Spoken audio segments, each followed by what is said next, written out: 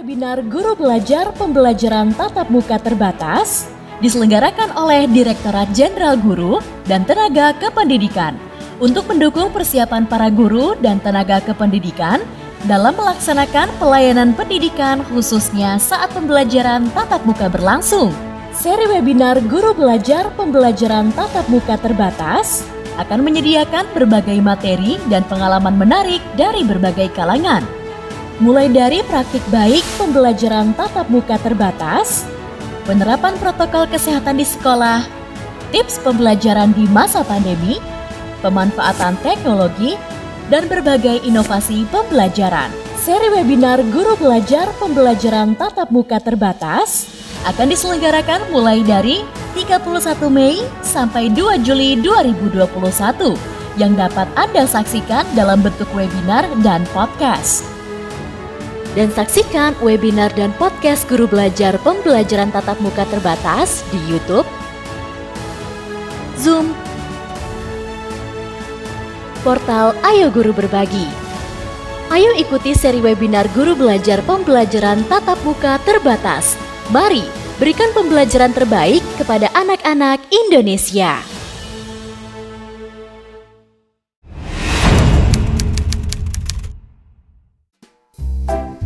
Ya, seperti sebelumnya kita membahas tentang social story. Nah, Kak Aryo sempat membahas tentang keahlian lebih lanjut dari mendongeng itu suara dan juga ekspresi. Namun sebelum itu, mendongeng itu sebenarnya seperti apa sih Kak Aryo? Bisa dijelaskan lebih rinci mungkin Kak Aryo? Jadi ini kalau mau dihidupkan, dipersonifikasi, berarti kita deskripsikan, oke, masih kecil 5 tahun gitu. Nah, kalau anak 5 tahun itu cara ngomongnya gimana? Kemudian kata-katanya itu gimana? Nah, tinggal pakai kata-kata biasa. Nanti akan ketemunya begini. Suatu hari, seekor anak bebek merasa lapar. Kemudian dia mau makan. Dia berteriak. Impersonate itu ya kita menirukan suara yang udah ada. Nah, itu kan mudah. Tinggal dengar, tiru, dengar, tiru gitu. Nah, ada namanya onomatop. Onomatop itu adalah kita mencoba menciptakan bunyi-bunyian yang itu akan diidentikan. Ceritanya ini tentang 5 sahabat. Ada kelingking, ada manis, ada tengah, ada telunjuk, dan ada ibu jari, ada jempol. Nah,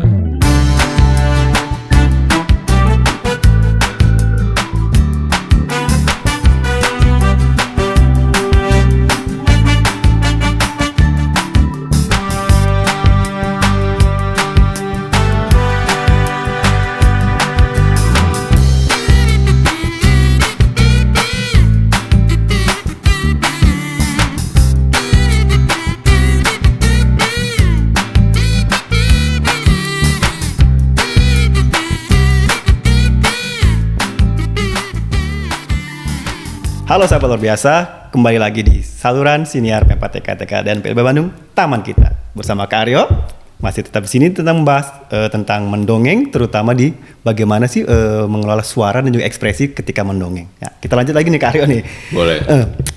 Sebenarnya bagaimana membentuk suara atau juga dan ekspresi itu ketika mendongeng? Apakah harus ada perlakuan khusus kah ke pita suara atau juga dan lain-lainnya itu bagaimana Kak Aryo? Oke. Berarti dari semua basic itu, dasar itu kita coba fokus di suara dan ekspresi. Betul. Ya. Nah, kalau berkaitan dengan suara ekspresi, itu sebenarnya yang perlu dikuasai dan dipahami pertama itu adalah tentang ceritanya dulu nih. Dan tentang si penceritanya dulu nih. Gitu.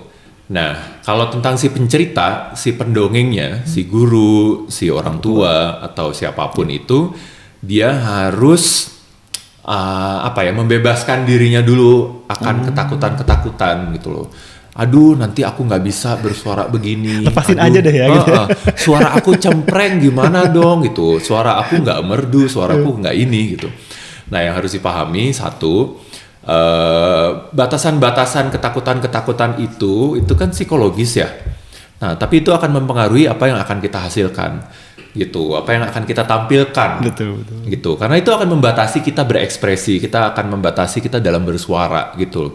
Nah, karena pada dasarnya kita punya organ-organ yang sama, pita suara yang sama, kita punya otot-otot dan syaraf yang sama yang bisa menggerakkan di wajah ini untuk menghasilkan satu ekspresi tertentu. Jadi itu juga harus dimulai dari kita dulu nih. Oke, aku mau mendongeng, fokus di ceritanya karena udah tahu tujuannya. Nggak usah takut gitu, nggak usah malu. Aku pasti bisa gitu loh. Karena you are what you think you are gitu loh. Jadi kalau kita berpikir kita mau, kita bisa, ya udah pasti kita akan melakukannya dan kita pasti akan bisa. Nah, pertama di situ dulu. Nah, yang kedua, jangan percaya kalau ini adalah masalah bakat. Ini juga masalah latihan. Jadi semua ini harus dilatih. Kalau kita merasa kurang ekspresif, kalau dilatih itu nanti juga akan bisa kok gitu. Seperti orang yang ekspresif banget misalnya gitu. Nah, yang ketiga kita akan fokus dulu ke suara misalnya. Ya. Nah, teman-teman harus pahami dulu biasanya kalau ngomongin dongeng sama ngomongin suara itu langsung fokusnya adalah ke menirukan suara. Gitu. Jadi suara itu ada banyak beragam banget. Ada yang bisa menirukan suara hewan, ada yang bisa menirukan suara benda-benda mati ya, misalnya suara mobil, helikopter, suara macam-macam lah gitu kan. Ada yang menirukan suara orang lain. Tokoh-tokoh ya. Tokoh ya, suara karakter. Misalnya anak-anak, orang dewasa, kakek-kakek, nenek-nenek gitu kan, ada macam-macam. Gitu, atau suara karakter tertentu yang memang sudah dikenal gitu kan, misalnya ya siapalah tokoh-tokoh kartun mana yang sudah stereotype suaranya ini udah dikenal banget nih. Jadi kita bisa menirukan itu, kalau kita tirukan itu udah kenal nih. Nah, yang harus dipahami adalah menirukan suara itu memang akan membuat cerita itu jadi menarik, mendongeng itu akan jadi menarik pasti gitu. Tapi tanpa menirukan suara itu juga bisa membuat mendongeng itu jadi menarik. Asal kita fokus ke ceritanya itu dan yang lainnya ini nanti akan mengikuti gitu. Nah, jadi ada yang mempergunakan, jadi kalau berhubungan dengan suara ini ada dua nih. Satu suara asli, real voice. Satu lagi ini suara buatan, artificial voice gitu. Jadi suara asli kita ini misalnya suara saya seperti ini. Kalau mau mendongeng dengan suara seperti ini itu juga bisa. Anak-anak akan mendengarkan kok gitu, asal tidak kita harus fokus sama menggunakan artificial voice. Tidak harus dibikin-bikin suaranya gitu. Dan ada beberapa jenis suara, jadi istilahnya ada voice characterization. Voice characterization itu adalah penyesuaian suara sesuai dengan karakter-karakter yang dibutuhkan di dalam ceritanya itu, atau dalam komunikasi, atau kalau dalam bernyanyi itu bisa juga dipakai tuh. Ada istilahnya voice modulation gitu, menyesuaikan pace-nya, kecepatan dalam mengucapkan kata-kata dan kalimat, ada tone-nya, ada pitch-nya, jadi tinggi rendah dan lain-lainnya. Nah, itu bisa disesuaikan untuk menghasilkan karakter suara tertentu gitu. Nah, sebenarnya semua itu balik lagi ke cerita. Iya, benar. Gitu, balik lagi ke cerita. Jadi untuk penentuan kita mau pakai suara asli atau suara buatan itu balik lagi ke cerita. Nah, misalnya gini. Ada tokoh, balik lagi ya, contohnya ini nih yang ada aja yang dipakai gitu. Ada tokoh bebek gitu. Kemudian kita mau bercerita nih, misalnya sesederhana suatu hari si bebek kecil ini kelaparan, kemudian dia mau mencari makan, dia berteriak, "Aku lapar!" gitu. Nah, sekarang kita akan bercerita dengan suara asli dulu, real voice-nya dulu. Nah, ada teknik namanya voice characterization itu. Yang harus dibedah, harus dipahami, dikuasai itu adalah ceritanya. Ini ceritanya tentang apa? Dalam cerita ini ada karakter siapa? Karakternya ini dideskripsiin semuanya. Usianya berapa? Dia manusia atau hewan atau malah benda mati? Dia kayak apa dalam usia berapa itu? Apa yang terjadi sama dia? Dia butuh apa? Dia apa gitu? Nah, kalau cerita tadi kan ada anak bebek masih kecil. Misalnya ini umurnya berapa? Misalnya umurnya berapa kira-kira? 2 bulan lah. Nggak mungkin terlalu kecil ya. 2 bulan terkecilan ya. Biasanya dia kalau lapar ya nangis aja udah. Belum ngomong. 6 bulan atau ya? 6. Kan bebek dengan manusia pasti beda dong, Karyo. Iya. Oh iya benar. Tapi 6 bulannya bebek berapa tahunnya manusia kira-kira? Ayo. Kira-kira berapa tahun yang manusia deh? Saya bukan pakar perbebekan. Pakar perbebekan. Kalau ini manusia kira-kira berapa tahun deh gitu? mungkin 6-7 tahun lah ya. 6-7 tahun. Oke, berarti cocok lah ya sama ini ya P4 TK KLB ya. Berarti usianya sekitar TK lah. Iya, sekitar gitu, sekitar 6 tahun lah gitu, atau di bawahnya ya 5 tahun lah ya. Nah, berarti kalau ini anak kecil masih TK, kemudian ini mau kita hidupkan gitu ya. Jadi ini dipersonifikasi nih, karena kan bebek nggak bisa ngomong kan, gitu. Mau sedewasa apapun, sepintar apapun bebek, dia nggak bisa ngomong bahasa manusia kan. Jadi ini kalau mau dihidupkan, dipersonifikasi, berarti kita deskripsikan, oke, masih kecil 5 tahun gitu. Nah, kalau anak 5 tahun itu cara ngomongnya gimana? Kemudian kata-katanya itu gimana? Nah, tinggal pakai kata-kata biasa. Nanti akan ketemunya begini. Suatu hari, seekor anak bebek merasa lapar. Kemudian dia mau makan. Dia berteriak, "Aduh, aku lapar, mau makan."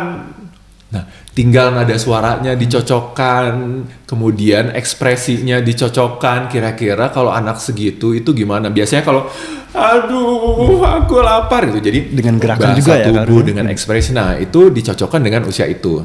Dan suaranya tanpa mengubah suara jadi suara buatan, itu pun nggak ada masalah. Tanpa harus membuat suara bebek. Tanpa membuat suara bebek gitu. Aku juga nggak pernah dengar bebek kalau ngomong anak kecil tuh kayak gimana gitu kan. Pergerakannya cuma kwek aja gitu. Nah, itu bisa anak-anak akan relate, akan menyimak juga ceritanya, dan mereka nggak akan pernah mempermasalahkan. Itu satu, pakai real voice. Nah, tapi kalau dalam real voice itu pun ada beberapa teknik.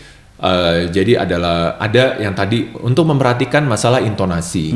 Intonasi itu berkaitan dengan pace-nya juga. Pace itu kecepatan. Jadi misalnya, "Aduh, aku lapar." Nah, itu kecepatan. Kalau dicepetin, "Aduh, aku lapar gimana nih?" Nah, itu kan suara-suara yang biasanya kalau di dalam karakter cerita itu lebih ke panik, lebih ke apa. Kalau lapar kan nggak gitu biasanya. Nah, itu akan memperkuat si ceritanya. Itu masalah pace, kecepatan. Kemudian ada di pitch-nya juga masalah tinggi rendah. Biasanya kalau anak kecil mungkin suaranya lebih kecil gitu, lebih melengking gitu. Nah, itu bisa ya karena suara aku agak ngebas ya. Kalau pakai real voice ya, "Aduh, aku," jadi ada penekanan tertentu gitu. Tapi nanti kalau misalnya ketemu bapaknya, misalnya ini bapak bebeknya lebih besar kan kebetulan ukurannya, bener. Nah, misalnya ketemu bapaknya yang datang, suaranya bisa direndahin. Suara asli tapi direndahin, dan itu akan memperkuat karakternya. Nah, kemudian bapaknya datang mendengar anaknya berteriak kelaparan. "Wah, nak, kamu lapar ya? Yaudah, bapak akan carikan makan untuk kamu," gitu. Nah, suaranya tapi tetap dengan pace-nya yang lambat, suaranya rendah. Nah, tapi itu akan memberikan karakter yang berbeda gitu. Nah, itu kalau pakai suara asli. Nah, yang kedua, kalau pakai suara buatan, artificial voice. Nah, tapi yang harus aku ingatkan adalah menggunakan suara buatan itu bukan keharusan, bukan kewajiban.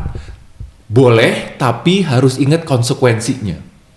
Konsekuensinya adalah latihan gitu. Karena kalau kita mau mencoba pakai suara buatan tapi nggak pakai latihan, nah itu nggak akan berhasil. Tapi ceritanya tetap akan berhasil. Gitu. Jadi ada 3 nih. 1, pakai suara asli. Gitu, suara kita biasa, tapi kita tinggal memperdalam karakter-karakter setiap tokohnya. Kalau kita nggak usah pakai latihan, ya kita tinggal pahami tokohnya, pakai suara biasa, itu akan berhasil. Gitu. Yang kedua, pakai suara buatan, artificial voice, tapi nggak pakai latihan. Suaranya nanti akan kebalik-balik. Misalnya kita niruin suara bapak bebek sama suara anak bebek, karena nggak pakai latihan, jadi akhirnya ketukar-tukar. Atau karena nggak pakai latihan, suaranya jadi berubah, menyang-menyong. Iya, nggak konsisten, bener-bener menyang-menyong itu bahasa apa ya? Nggak konsisten gitu. Kok suaranya jadi kayak bergetar, kemudian kayak jadi ngerok belakangannya, kayak agak dangdut, ada cengkoknya atau apa gitu, jadi aneh-aneh. Beda acara kan? Nah, tapi beda acara, maaf ya, jangan ditiru, tolong diedit. Nah, tapi ketidakkonsistenan itu buat anak-anak itu tetap akan menarik. Bisa jadi itu akan lucu, bisa jadi itu akan membuat ceritanya berkembang seru gitu loh.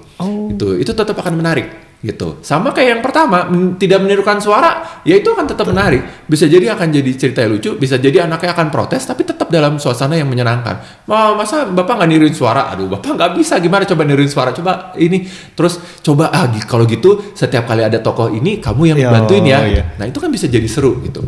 Nah yang ketiga, kalau kita mencoba menirukan suara, pakai suara buatan, tapi dilatih, benar-benar dilatih. Tapi harus ingat ya, dilatih itu butuh waktu. Dan itu berulang. Satu suara terus sampai benar-benar jago gitu. Nah, kalau itu dilakukan, suaranya akan menarik, dongengnya akan menarik, dan itu akan jadi menyenangkan juga gitu. Nah, tapi intinya mau 3 cara itu tetap akan menarik dan seru gitu. Tapi yang harus diingat adalah itu nggak wajib ya. Nah, tapi ini akan aku kasih dulu tips-tipsnya. Oke. Nah, kalau mau menirukan suara, langkah sederhananya adalah nomor 1, pemanasan dulu. Pemanasan. Karena kalau mengubah-ubah suara itu mempermainkan pita suara. Mengubah-ubah suara itu mempergunakan teknik pernafasan tertentu. Jadi kita butuh suara yang baik gitu. Jadi ada namanya pernafasan diafragma. Orang kalau bercakap-cakap sehari-hari itu biasanya pernafasannya sederhana lah gitu, pernafasan biasa gitu loh. Nah, kalau misalnya disuruh tarik nafasnya gini. Ini rongga dadanya akan mengembang, bahunya akan naik. Nah, tapi kalau dalam teknik yang menirukan suara dan lain-lain itu butuh nafas yang cukup panjang. Jadi oksigen yang masuk tuh harus banyak. Nah, itu masuk di rongga diafragma namanya. Gitu. Nah, itu ada teknik pernafasan tertentu, nanti bisa dicari ya, teman-teman ya. Tapi itu kalau penyanyi itu biasanya latihannya seperti itu. Orator yang ulung tuh mereka udah paham itu tuh gitu. Jadi kalau mau volumenya besar tapi urat-uratnya nggak keluar terus nggak maksa, volumenya bisa gede dan tetap berwibawa, itu dia bisa mengatur tone suaranya itu, voice modulationnya itu karena menggunakan teknik pernafasan yang baik gitu. Nah, untuk 2 itu butuh pemanasan yang baik. Jadi misalnya seperti apa Kak pemanasannya? Pemanasannya sederhananya ya, misalnya yang bisa aku share. Yang pertama itu humming. Humming itu bergumam. Gitu. Jadi bergumam ini untuk membuat relaksasi dan mensesuaikan ini organ-organ untuk memproduksi suara gitu. Jadi misal humming tuh gini, pakai huruf A gitu. Jadi A itu gitu. Jadi tarik nafas yang panjang, kemudian dikeluarkan sampai nafasnya habis.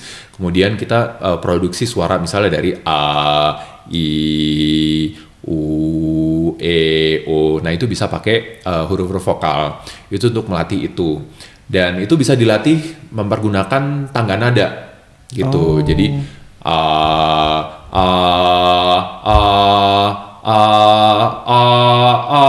jadi itu untuk melatih range suaranya juga gitu. Nah, berat kan latihannya?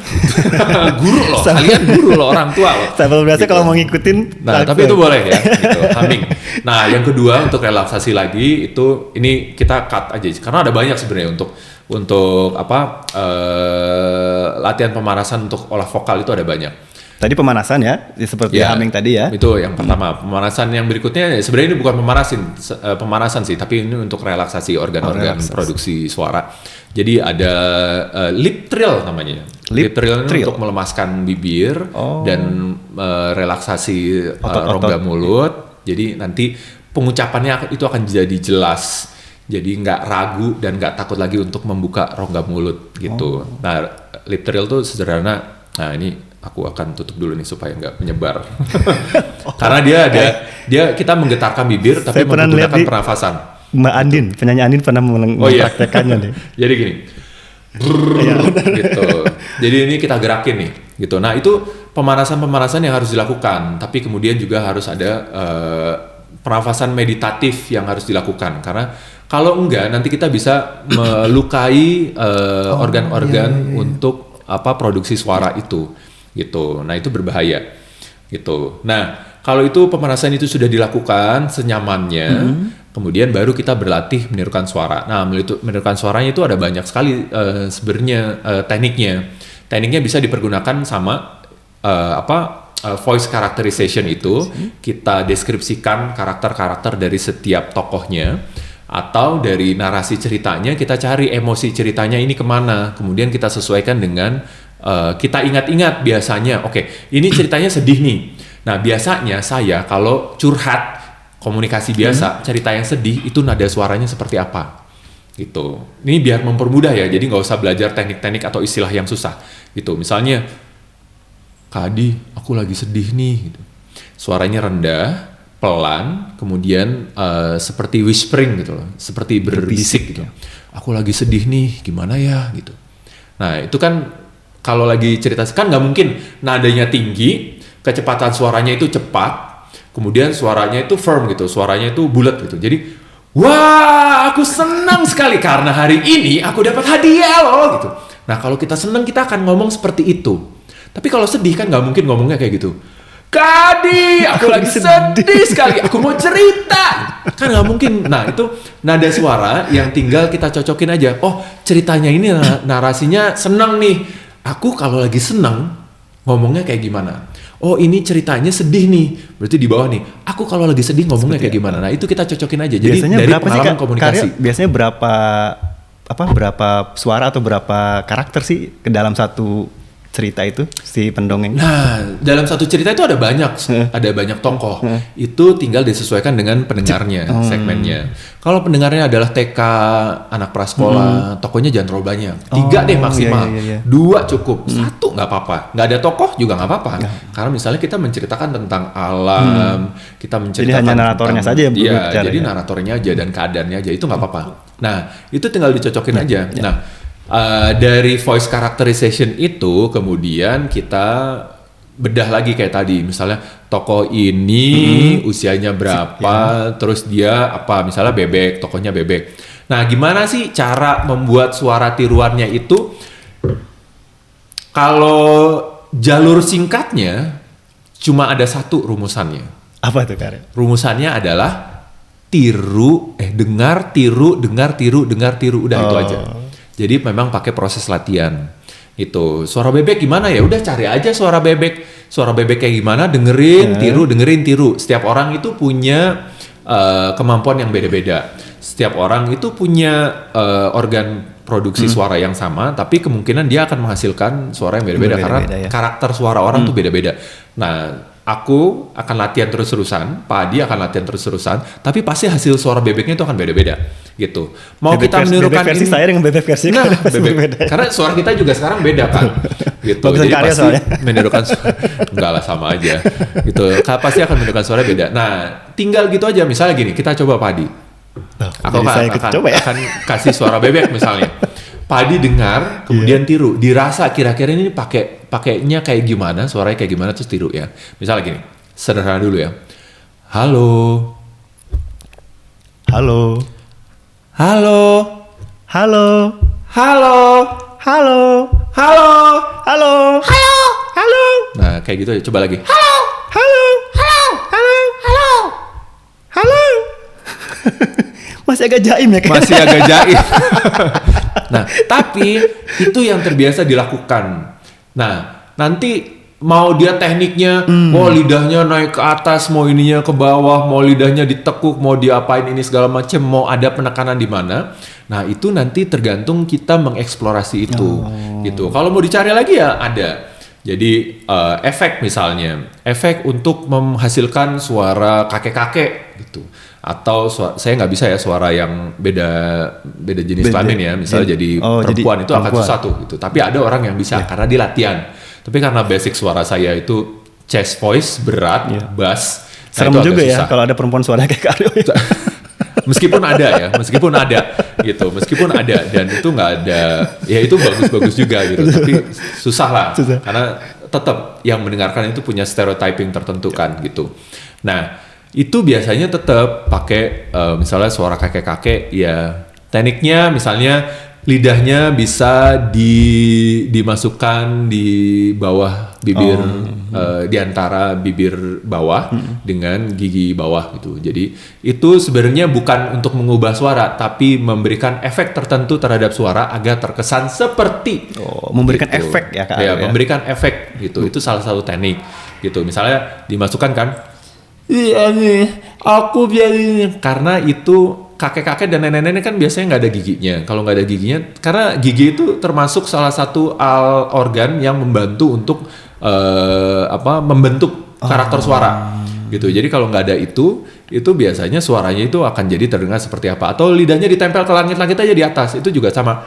Wah, ternyata ya kita jadi seperti. Nah, itu akan membuat efek itu. Tapi kalau ngomongnya normal, kalau tadi kan udah direndahin, kemudian ekspresinya dibentuk seperti itu akan jadi memperkuat karakternya. Tapi kalau suaranya kayak gini biasa, ya sama, saya jadi Aryo biasa, misalnya gini. Wah, ternyata kita akan jadi aneh aja. Jadi kayak yang punya tantangan tertentu gitu. Ya, sahabat luar biasa. Kita break sejenak ya. Nanti kita akan lanjut kembali.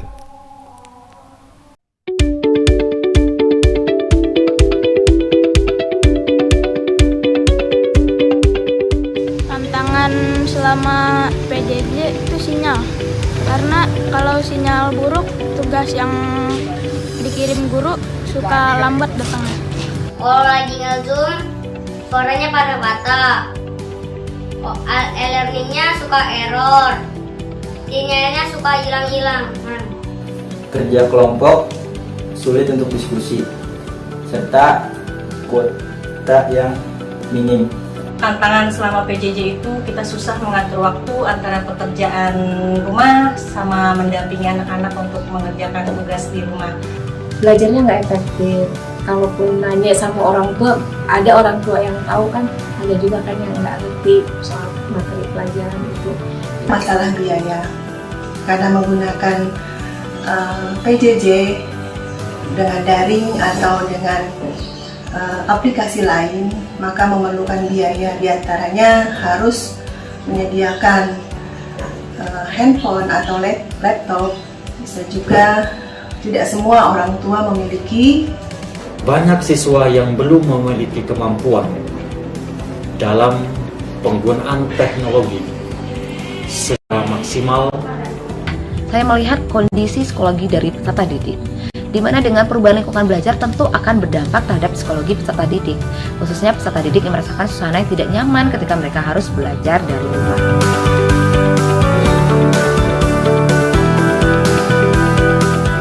Ingin sekali belajar bertatap muka langsung. Aku mau banget sekolah seperti biasa. Aku pengen tatap muka ketemu teman-teman, soalnya udah lama nggak ketemu teman-teman juga. Keinginannya sudah pasti ya mau tatap muka agar materi-materi dari guru itu tercerna ke otak. Sebagai orang tua kami sangat berharap untuk pembelajaran secara tatap muka, tetapi tetap mengikuti protokol kesehatan dari pemerintah. Dan kami juga sangat berharap tatap muka segera dilakukan, karena interaksi anak-anak dengan sekolahnya atau dengan guru-gurunya itu sangat membantu mereka dalam pengembangan diri.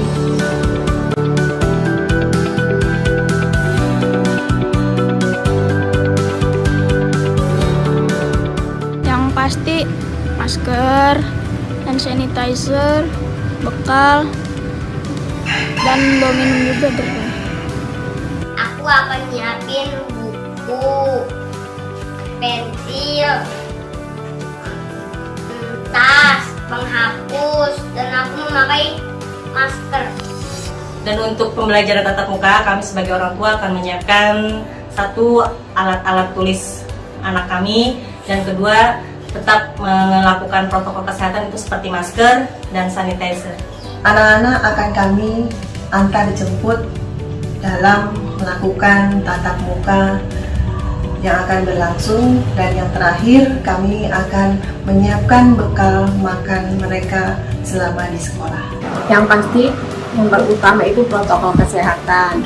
Kedua, pembekalan untuk anak saya tuh pembekalan edukasi soal COVID, biar dia bisa menjaga diri atau menjaga jarak atau membentengi diri supaya ngerti bagaimana harusnya di sekolah. Kami mempersiapkan dengan melakukan koordinasi dengan pemerintah setempat, kemudian kami juga berkoordinasi dengan wali siswa atau orang tua siswa dengan melakukan sosialisasi dengan dua tujuan. Yang pertama adalah mendengarkan pendapat orang tua ketika sekolah akan bukakan kembali.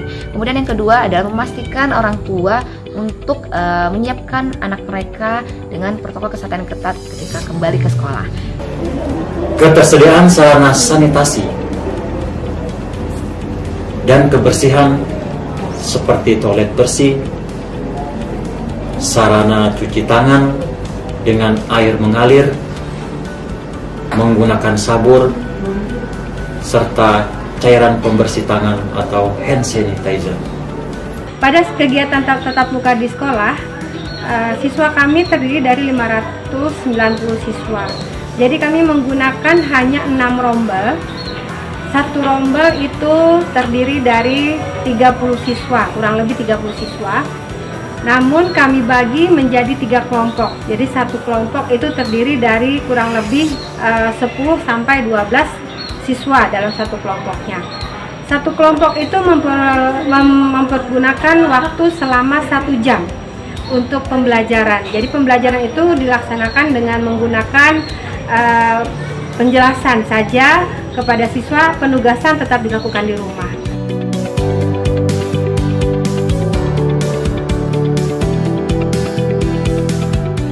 Hal yang dirinduin kalau PTM itu suasana kelas atau suasana sekolah. Bersosialisasi secara langsung, bertemu teman. Aku rindu teman-teman, guru, dan juga belajar di kelas. Aku kangen banget kumpul-kumpul sama teman-teman, belajar bareng. Sudah 1 tahun kita menjalankan pembelajaran jarak jauh. Dan karena PJJ yang berkepanjangan ini, kita sudah merasakan banyak dampak negatifnya. Antara lain, kesenjangan hasil belajar, juga banyak anak-anak yang mulai putus sekolah, mereka bekerja, atau bahkan menikah di usia dini.